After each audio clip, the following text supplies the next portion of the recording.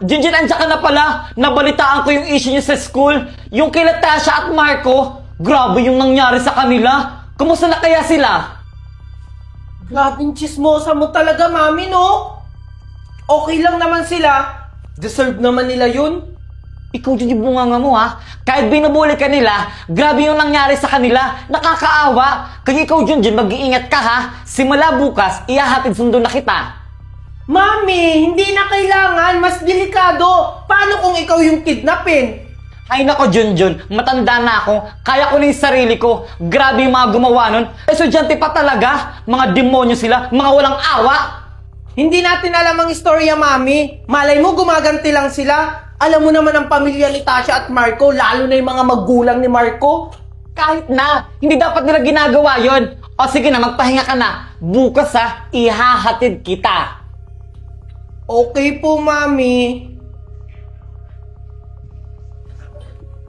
O sige na anak, pumasok ka na. Yung baan mo na sa bag mo. Sige po, thank you po, mami. Sige. Mag-iingat ka po. Sige, bye. Si Mrs. Cabral. Mrs. Cabral! Buti naman okay na yung anak mo. Grabe pala nangyari sa kanya.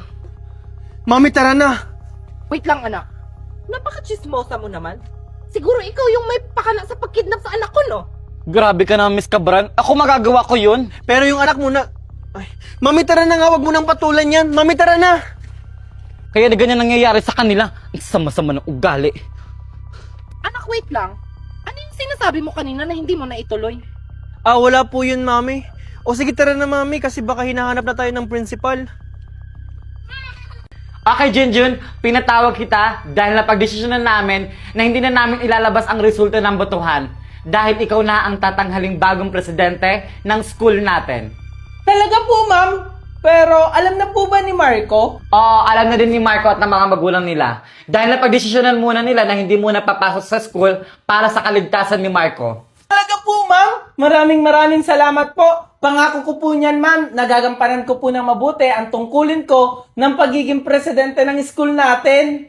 Alam ko naman, Junjun, na may tiwala ko sa'yo. So, paano yan? Good luck and congratulations sa'yo, Junjun. Mami! May good news po ako sa'yo. Oh, talaga anak? Ano yun? Ako na po yung presidente ng school namin. Wow! Talaga ba anak? Congratulations sa'yo! Kasi po, mami, hindi po muna papasok si Marco sa school. Mag-own study daw po muna siya dahil sa nangyari. Kaya ako po yung ginawang presidente ng school namin. Talaga ba anak? Sobrang proud na proud ako sa'yo. Dahil dyan, pagluluto ka na ng paborito mong pagkain. O sige na, mag-bihis ka na. Magpe-prepare lang ako dito. Talaga po, mami. O sige po, excited na po ako. Walang niya talaga yung Junjun na yan. Siya pa talaga tuloy yung naging presidente ng school natin. Hindi ako papayag, Mark, kung hindi tayo makakagante. Siyempre naman, damay-damay na to. Idadamay din natin pati mama niya. So ano yung plano natin?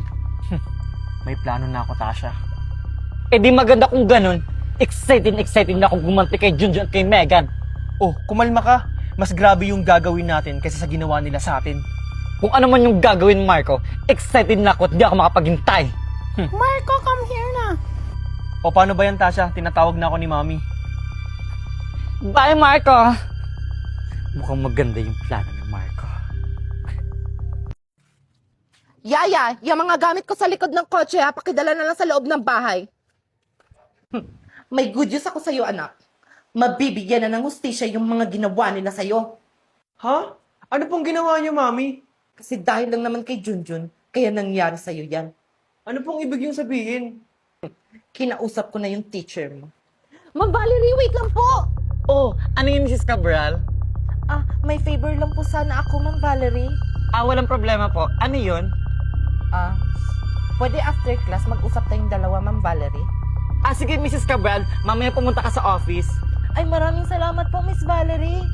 Walang anuman, Mrs. Cabral. See you after class. Ma'am, ano yung pag-uusapan natin about sa favor mo?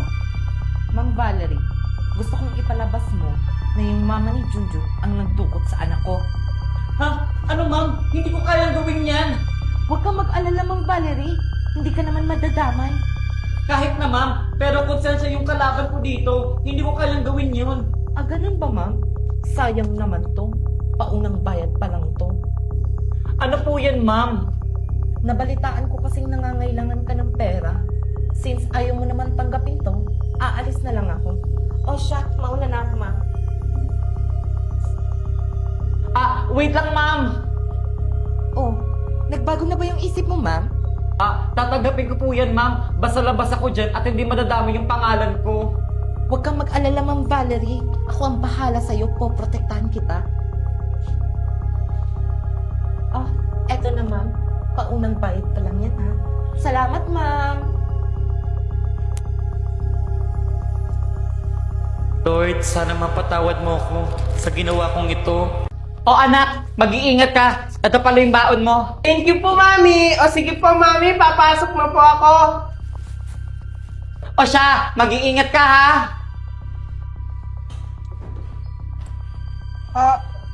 Sino po kayo?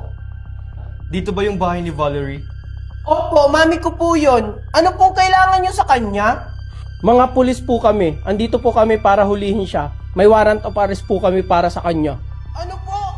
Ano pong kasalanan ni Mami? Anak, sinong kausap mo? Mga pulis po, Mami. Ha, ano? Kayo? Sir, ano po kailangan nyo? Ikaw ba si Valerie? Nandito kami para huliin ka. Mabait po yung Mami ko. Bakit nyo po siya inuuli? Ano? Wala po akong ginagawang masama. Nananahimik lang ako dito sa bahay. Huwag ka na masyadong madami sinasabi. Sumama ka na lang! Huwag kang makingiya kung ayaw masaktan.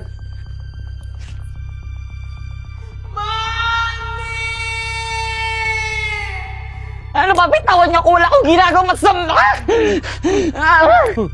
Yan ang nababagay sa'yo.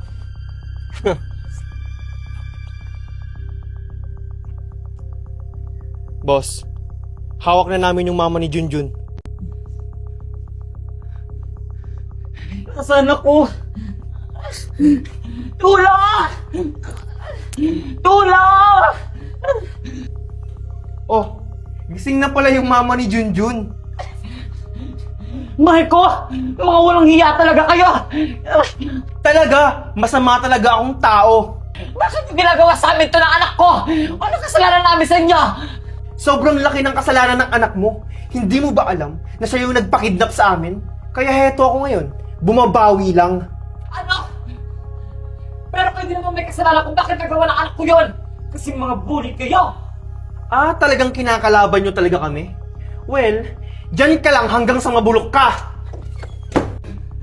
Huwag niyo kong iwan dito! Pakawalan niyo ako! Tulong! Tulong! Tulong! Makakaganti na rin ako kay Junjun. Nasaan na kaya si Mami?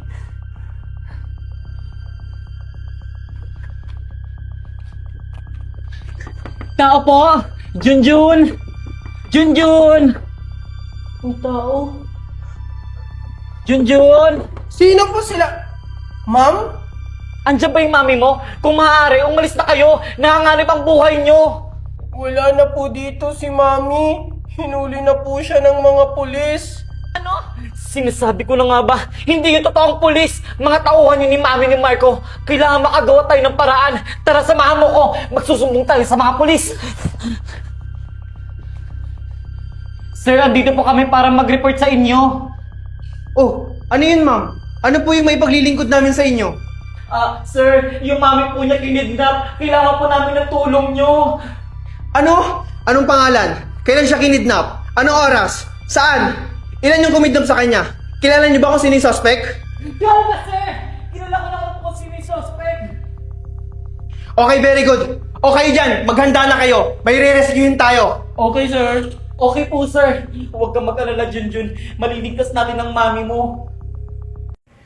Things na pinasok sa puwet namin, sa akin, wala. Sige.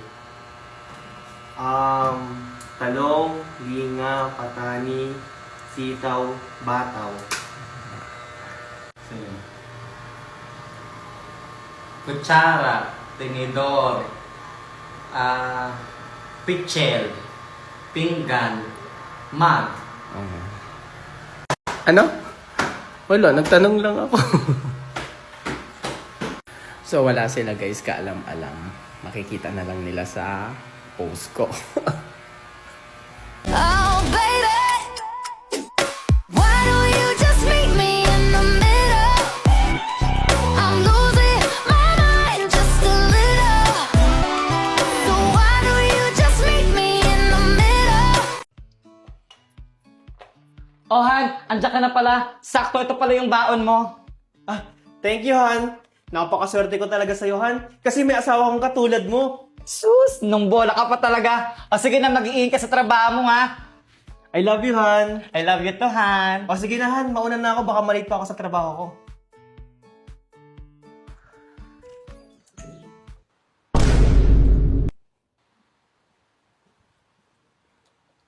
Alam mo, Valerie, sobrang perfect couple kayo. Ah, ikaw pala yan, Marites. Maganda ka, pogi si Marco. Sobrang faithful ng relasyon nyo. Kaso nga lang, hindi pa kayo nagkakaanak. Ano plano nyo sa buhay? Ano ka ba, Mare? Darating din yun sa amin. Yun nga lang, di ko alam kung kailan. Di ko ba alam kung kailan kami magkakaanak? Gustong-gusto na nga namin eh. Nagpa-check up na ba kayo? Baka sa inyo mag-asawa may problema. Oo, normal naman sabi ng doktor. Siguro, hindi pa talaga binibigay sa amin ni Lord. Ah, basta, ibibigay din sa amin yun. Sana nga, Mare. May 1K ka? Pautang mo na ako, Mare. Pambayad ko na sa bumban. Darating na kasi yun mamaya eh. Ayun, ganyan tayo eh. Buti na lang mabait ka sa akin. Ito. Thank you, Mare. Napakabait mo talaga. God bless you. Sana magkaanak ka na. O siya, Mare, may gagawin pa ako. Bayaran mo yan, ha? Alam mo ba, pre? Yung anak ko napakabibo sa school.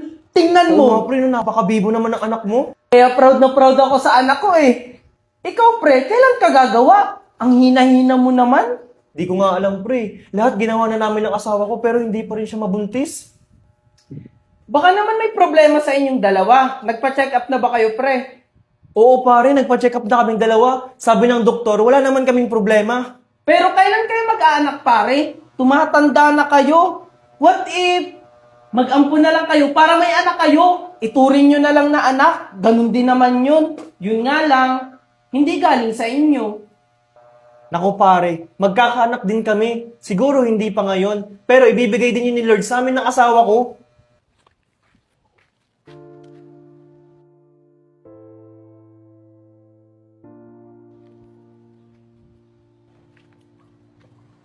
Si Maring Valerie yun ah.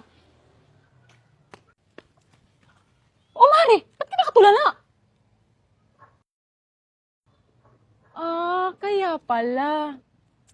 Ah, ikaw pala yan, Mare. Naiinggit ka no? Naku Mari, what if mag-ampun ka kaya? Ano ka ba, Mare? Magkakaanak din kami. Siguro hindi pa binibigay ni Lord ngayon.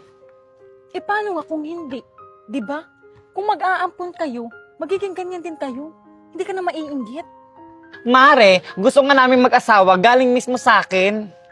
Ilang taon na nga kayong sumusubok, hindi pa rin kayo nagkakaanak. Kung ako sa inyo, mag-ampun na lang kayo. May alam akong orphanage.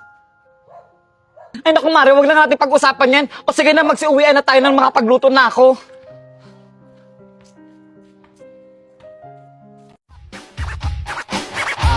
Guess what? You know, last night, yo, it was the best. I met a pretty girlie na taga-IS. Mayroon siya mga kasama to make it sure. Isa lang ang aking napuna, lahat sila demure. Kaya ang sabi niya, hey Andrew, I would like you to meet